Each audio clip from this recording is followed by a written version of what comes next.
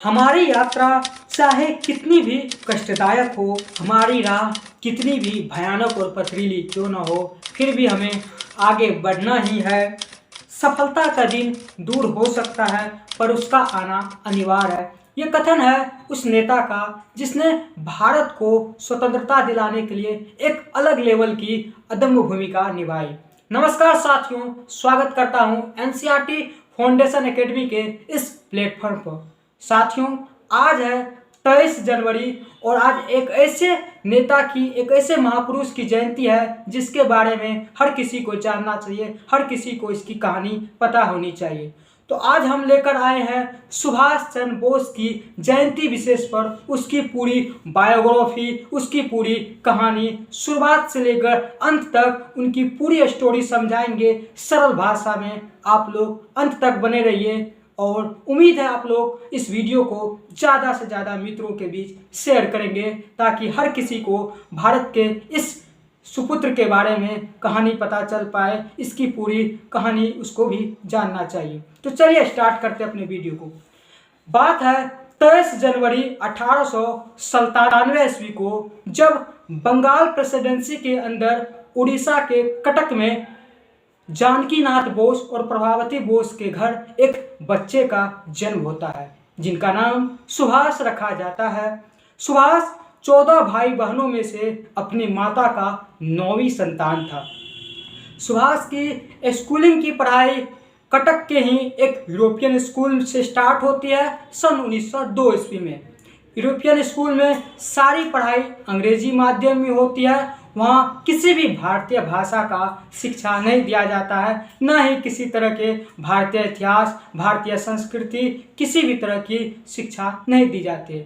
But इसके बावजूद भी सुभाष पर्व त्योहारों में जब अपने घर आते हैं, चाहे वो लक्ष्मी पूजा हो, दुर्गा पूजा हो, तो उनके घर पे बड़े ही धूमधाम से गीता, उपनिषद, वेद, इन सब का कथा होती है।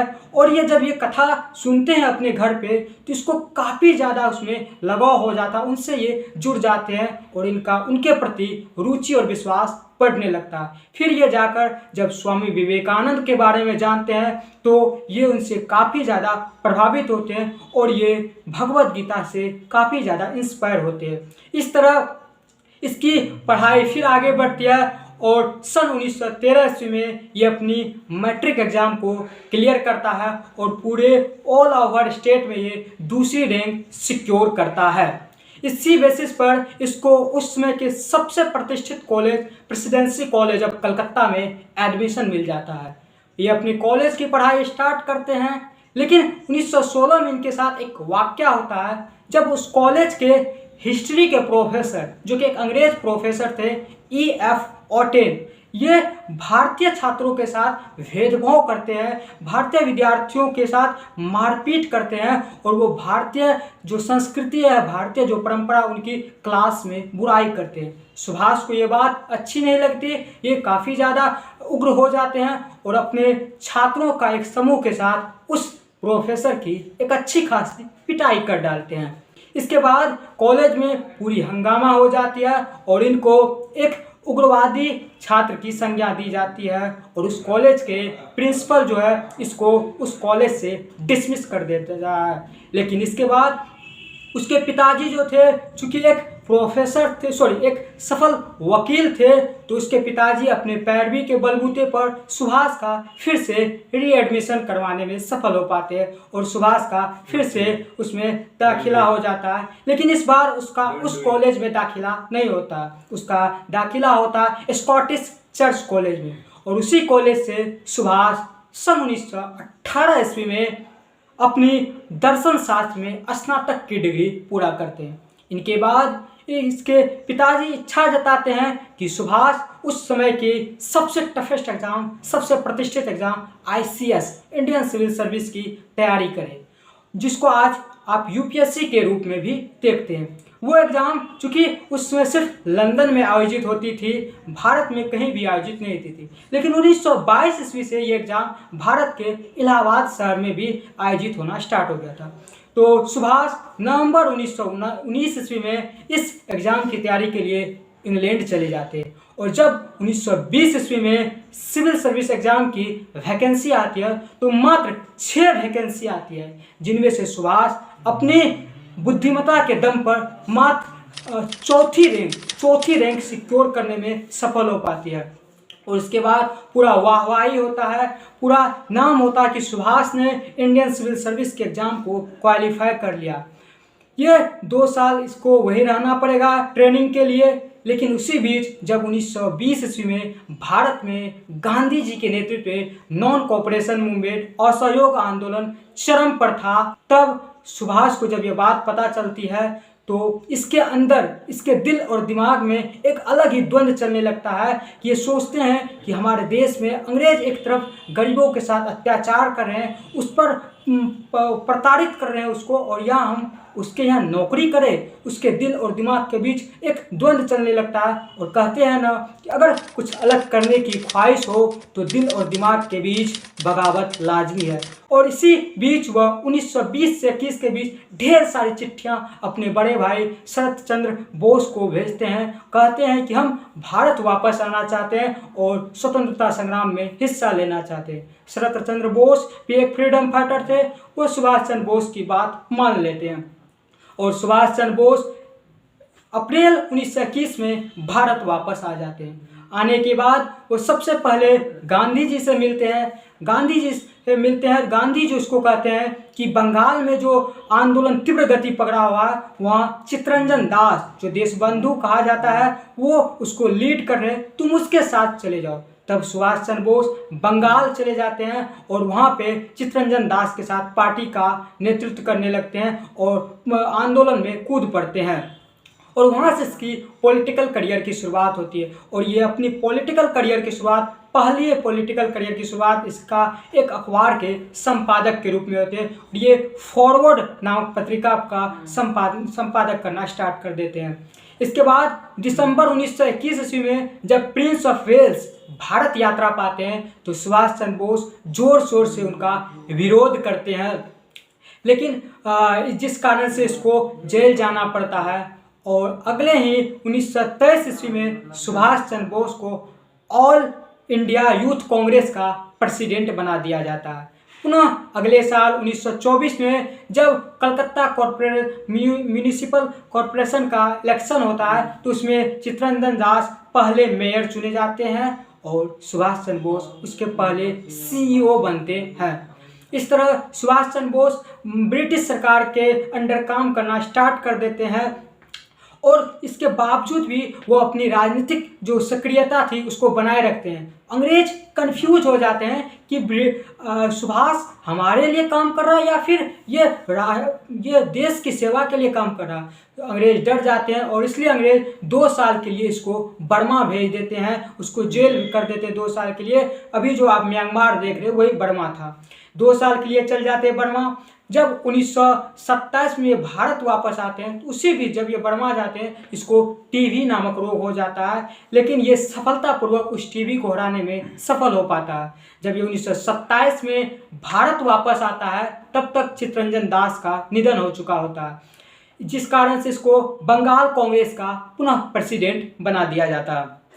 इसके बाद 1928 में जब उस समय के viceroy Lord Irwin Gandhi ji को मनाने में सफल हो पाते हैं, यह कहकर कि हम आपको डोमिनियन स्टेटस देंगे, हम आपको डोमिनियन दर्जा दे देंगे। गांधी जी मान जाते हैं और जब 1928 के कलकत्ता अधिवेशन में गांधी जी यह प्रस्ताव रखते हैं तो सुभाष चंद्र बोस उसका जोर शोर से विरोध करते हैं कि हमें डोमिनियन स्टेटस नहीं चाहिए, हमें कंप्लीट इंडिपेंडेंस चाहिए, हम पूर्ण आज़ादी चाहते हैं। डोमिनियन स्टेटस लेकर क्या करेंगे, सरकार हमारी होगी लेकिन सारी पॉलिसी अंग्रेज चलाएगी, ऐसी क्या ज़रूरत है हमारे देश को, हमें पूर्ण आज़ादी चाहिए। और सुभाष चंद्र बोस गांधी जी को मना लेते हैं।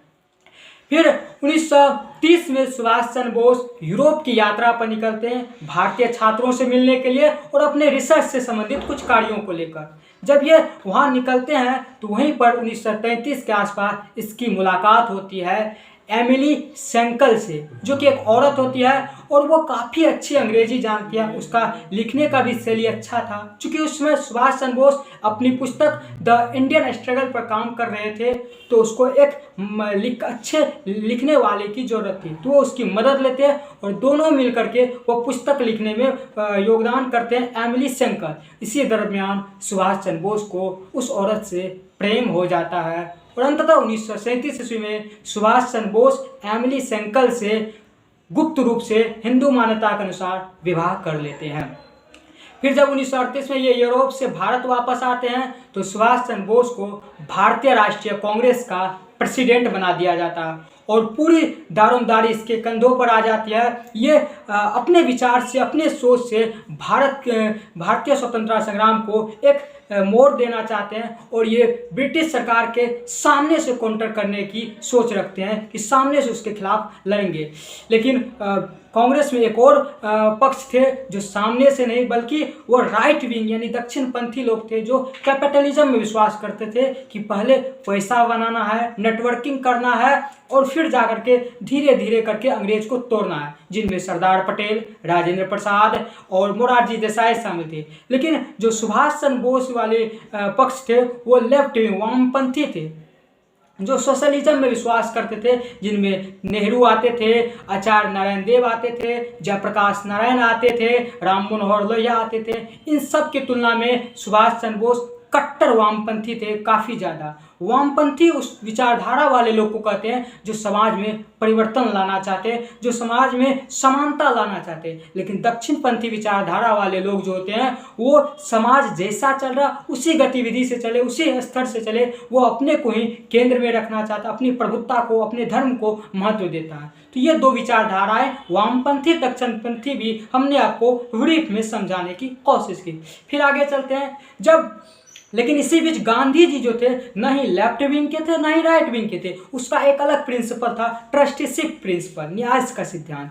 वो बीच के रास्ते पर चलते थे, नॉन वायलेंस रास्ते पर, अहिंसा के मार्ग पे। फिर इसी बीच जब 1939 ईस्वी में कांग्रेस में लेफ्ट विंग और राइट विंग पीक पर होने लगा तो गांधी जी को डर हो गया कि कहीं कांग्रेस दो भाग में बट न जाए और पूरी मेहनत बेकार न चली जाए। तो गांधी जी आने वाले जो प्रेसिडेंट इलेक्शन थे उसमें वो बोस का सपोर्ट नहीं कर रहे थे। वो चाह रहे थे कि सुभाष चंद्र बोस प्रेसिडेंट नहीं बने कांग्रेस के, और उन्होंने अपने एक व्यक्ति को उतारा इलेक्शन में जिसका नाम था पट्टाभी सीतारामैया।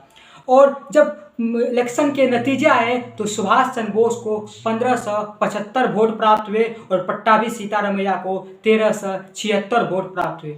इसके बाद गांधी जी पूरी तरह निराश हो गए पुनः, क्योंकि सुभाष चंद्र बोस प्रेसिडेंट बन गए। लेकिन गांधी जी ने सुभाष चंद्र बोस पर दबाव डाला कि तुम प्रेसिडेंट पर इस्तीफा दे दो, और गांधी जी जो वर्किंग कमेटी थे उसके सारे सदस्यों को अपने पक्ष में लाने में सफल हो पाए।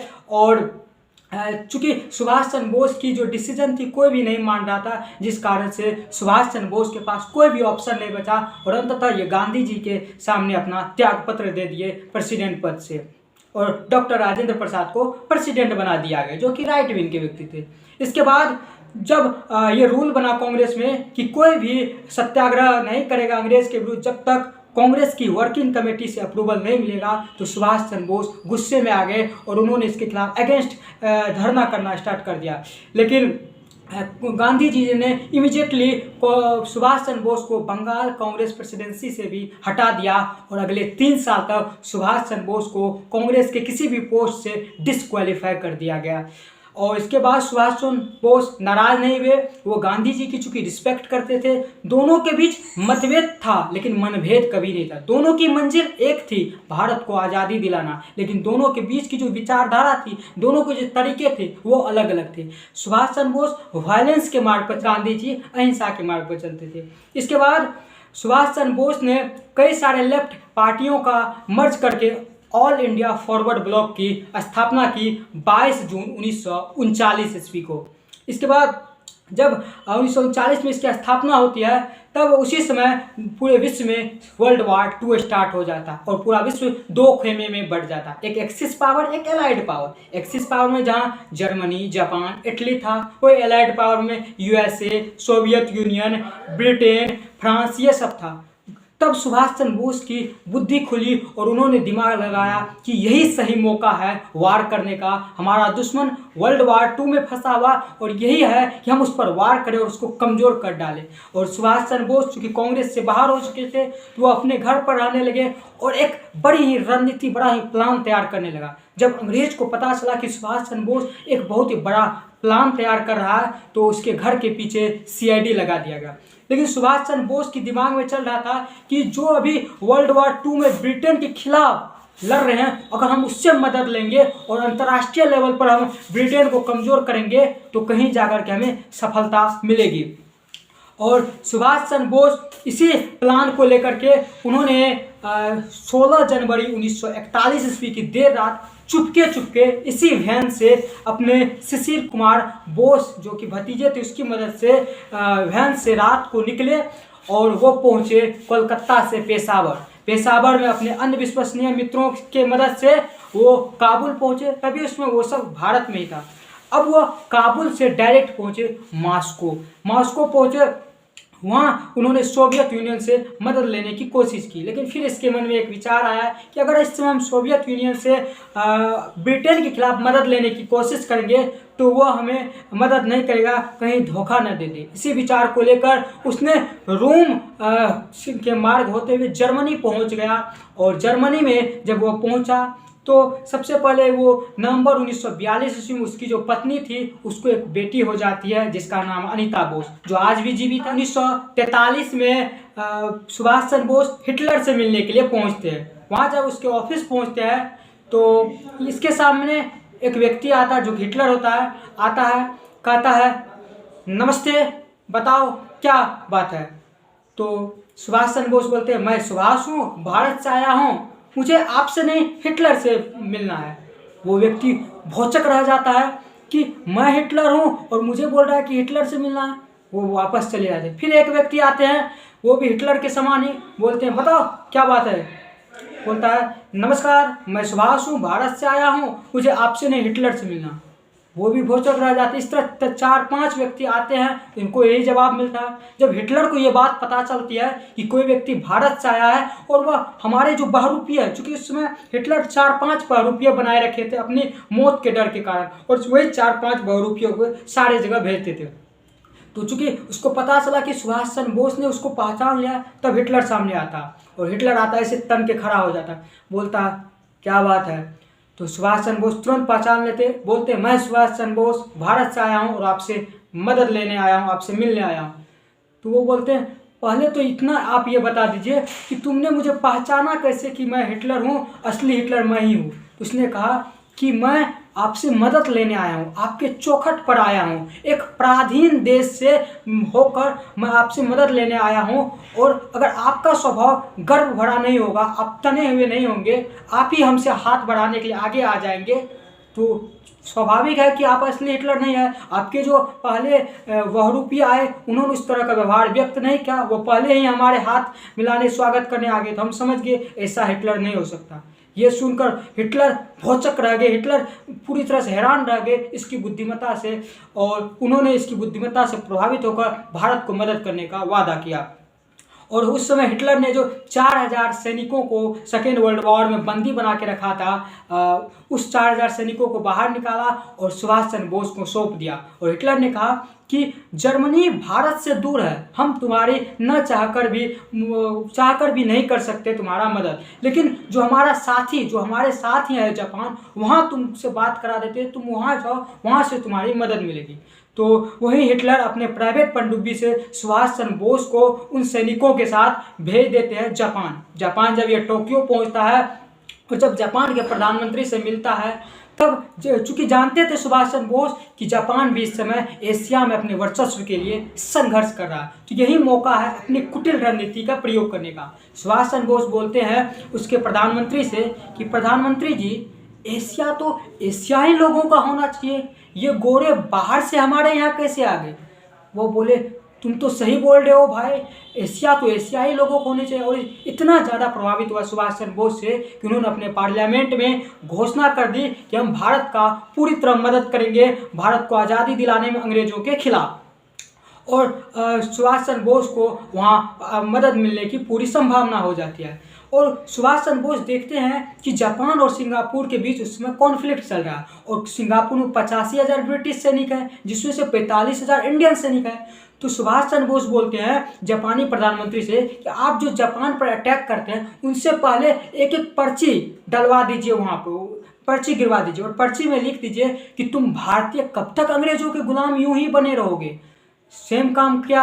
जब ये पर्ची सारे भारतीय सैनिकों ने पढ़ा तो उनके अंदर राष्ट्रवाद की भावना जगी और वही उन्होंने 45,000 सैनिकों ने विद्रोह कर डाला उन अंग्रेजी सैनिकों के विरुद्ध। और इस तरह सुभाष चंद्र बोस की रणनीति काम आई और सुभाष चंद्र बोस के मदद से जापान सिंगापुर पर कब्जा करने में सफल हो पाया और उन सारे 45,000 सैनिकों को जापान की प्रधानमंत्री ने सुभाष चंद्र बोस को सौंप दिया। और वहाँ पर अन्य कई भारतीय नेता पहले से अपनी बटालियन को तैयार कर रहे थे जिनमें रास बिहारी बोस भी थे। तो रास बिहारी बोस, सुभाष चंद्र बोस और पूरी बटालियन को लेकर सुभाष चंद्र बोस ने वहाँ आज़ाद हिंद फौज का गठन किया, एक मजबूत नींव डाली आज़ाद हिंद फौज की। और सिंगापुर से वो सुभाष चंद्र बोस गांधी जी के लिए तब मैसेज करते हैं अपने ऑल इंडिया रेडियो से। गांधी जी का वो बहुत ही रिस्पेक्ट करते थे। गांधी जी को वो कहते हैं कि आप अपने मार्ग पर चलिए, अपने अहिंसा के मार्ग पर चलिए, हम दोनों की मंजिल एक है। आप अपने मेथड अपनाइए, मैं अपना मेथड अपना रहा हूँ। जो पहले भारत को आज़ाद कर दे अच्छी बात है। और तभी उन्होंने गांधी जी को उसी मैसेज में पहली बार गांधी जी को फादर ऑफ द नेशन से संबोधन किया था, भारत के राष्ट्रपिता से। इसके बाद सुभाष चंद्र बोस पूरी अपनी टीम, पूरी अपनी आज़ाद हिंद फौज को गठित कर लिया और कहा प्रधानमंत्री से जापान के कि मैं बर्मा, उसमें बर्मा जापान के कब्जे में था, मैं बर्मा के मार्ग होते हुए नागा पारी जो नॉर्थ ईस्ट में है उससे भारत में इंटर करूंगा और भारत में इंटर करके अंग्रेजों पर अटैक करूंगा। और जब ये बर्मा में अपना भाषण दे रहे थे सैनिकों के सामने, मोटिवेशनल भाषण, तो वो कहते हैं कि you give me blood and I shall give you freedom, तुम मुझे खून दो मैं तुम्हें आज़ादी दूंगा। ये स्लोगन, ये नारा जो कि काफ़ी चर्चित है, ये नारा उसी बर्मा में आज़ाद हिंद फौज को मोटिवेट करने के लिए उन्होंने अपनी भाषण में कहा था।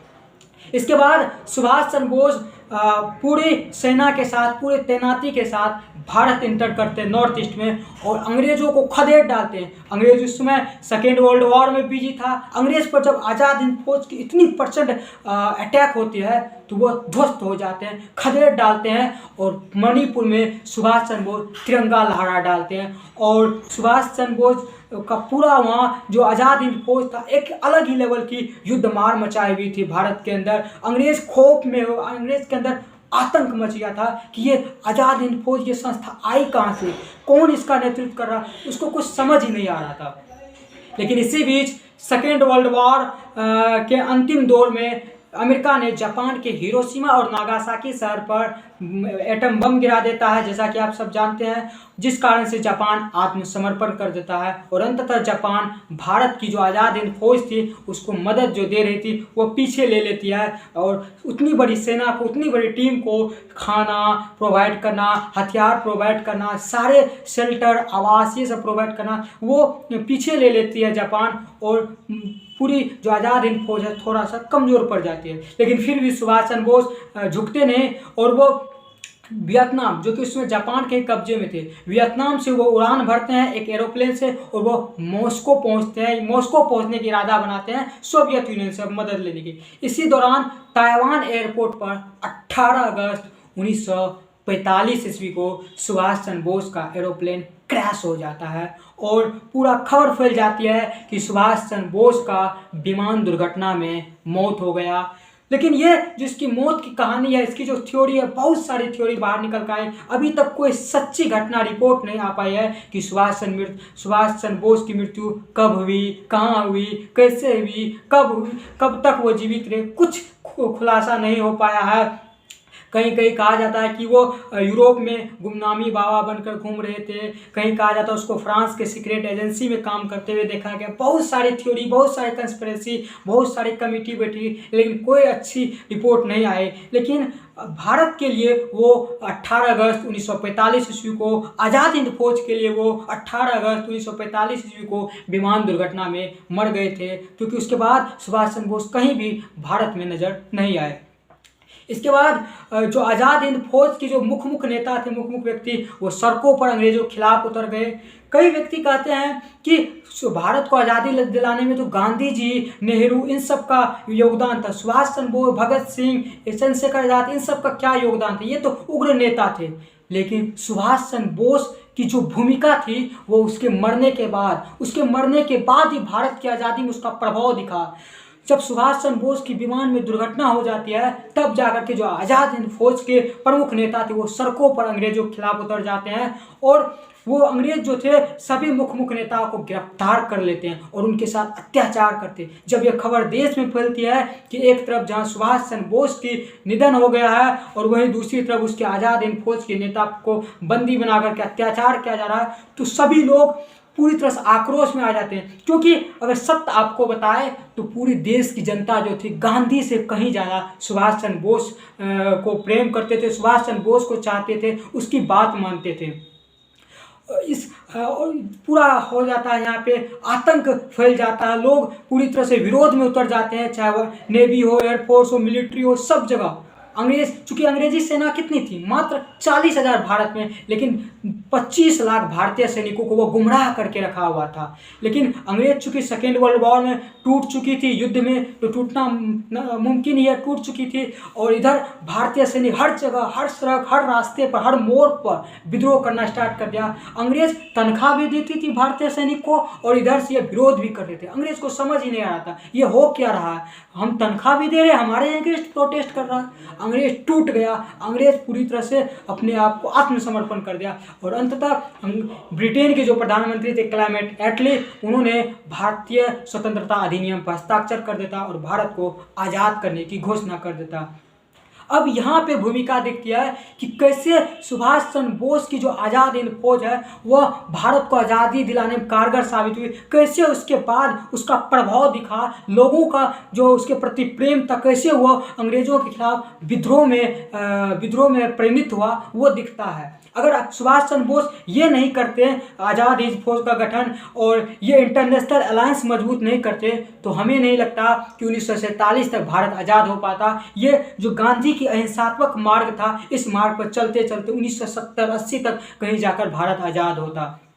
और जो आज आप ये पाकिस्तान, बांग्लादेश देख रहे हैं, वो भी हमें नहीं लगता कि ये संभव हो पाता, क्योंकि अली जिन्ना कहते थे कि अगर सुभाष चंद्र बोस को भारत का प्रधानमंत्री बनाया जाएगा तो हम पाकिस्तान की मांग नहीं करेंगे, क्योंकि मोहम्मद अली जिन्ना को कोई मना सकता था तो वो एक ही व्यक्ति था, सुभाष चंद्र बोस। लेकिन दुर्भाग्य की बात है कि उसकी विमान दुर्घटना में मौत हो गई, ये कथित बात है, अब क्या सच्चाई है क्या झूठ पता नहीं। लेकिन उसके बाद तो भारत की आज़ादी में क्या उसका योगदान रहा, ये आप लोगों ने समझा। तो ये थी दोस्तों सुभाष चंद्र बोस की शुरुआत से लेकर अब तक की पूरी कहानी। हमने आपको आसान भाषा में सारी बेसिक से बेसिक सारी एक एक स्टेप बाय स्टेप बताने की कोशिश की। और एक और दो फैक्ट बता देता हूँ कि उसके जो जन्म दिवस है उसको पराक्रम दिवस के रूप में मनाया जाता है, और सुभाष चंद्र बोस के कुछ महत्वपूर्ण स्लोगन थे जैसे जय हिंद, दिल्ली चलो, ये सब बातें हैं। तो सुभाष चंद्र बोस से रिलेटेड ये पूरी बायोग्राफी थी, हमने आपको पूरा कवर करने की कोशिश की शुरुआत से लेकर अंत तक। तो कैसा लगा मित्रों ये वीडियो हमें बताइएगा और अपनी राय जरूर दीजिएगा। अगर इस तरह का वीडियो, इस तरह का कंटेंट, अगर हमारी मेहनत, हमारी किसी भी तरह की हमारे वीडियो में कमियां नज़र आती है, कंटेंट में, हमारे बोलने में, चाहे एडिटिंग में, तो आप सारी बात कमेंट बॉक्स में रख दीजिए। और अगर वीडियो पसंद आए तो दबा के लाइक और शेयर ठोकिए। और अगर आप हमसे जुड़ना चाहते हैं किसी भी प्लेटफॉर्म, सोशल मीडिया प्लेटफॉर्म के माध्यम से, तो ये रहा हमारा टेलीग्राम ग्रुप। अगर आप हमसे इंस्टा पे जुड़ना चाहते हैं तो ये हमारा इंस्टाग्राम अकाउंट, और अगर आप हमसे ट्विटर पे जुड़ना चाहते हैं तो ये हमारा ट्विटर हैंडल, और अगर आप हमारे व्हाट्सएप ग्रुप से जुड़ना चाहते हैं तो ये रहा हमारा व्हाट्सएप ग्रुप। तो आप हमसे जुड़ सकते हैं और हमसे अपनी बात शेयर कर सकते हैं। हमसे अपनी जो भी फैक्ट है, जो भी चीज़ आपको इस वीडियो से रिलेटेड चाहिए वो पूछ सकते हैं। और कैसी लगी हमारी ये मेहनत, कैसी लगा हमारा ये प्रयास, बताइएगा कमेंट बॉक्स में। मिलेंगे फिर किसी नेक्स्ट वीडियो में ऐसे ही केस स्टडीज़ को लेकर, ऐसे ही किसी महापुरुष की जीवनी को लेकर पूरा सरल भाषा में। और इसी तरह के कंटेंट को प्राप्त करने के लिए हमारे चैनल को कीजिए सब्सक्राइब और बेल आइकन को दबाना ना भूलें। बहुत बहुत धन्यवाद साथियों, बहुत बहुत आभार।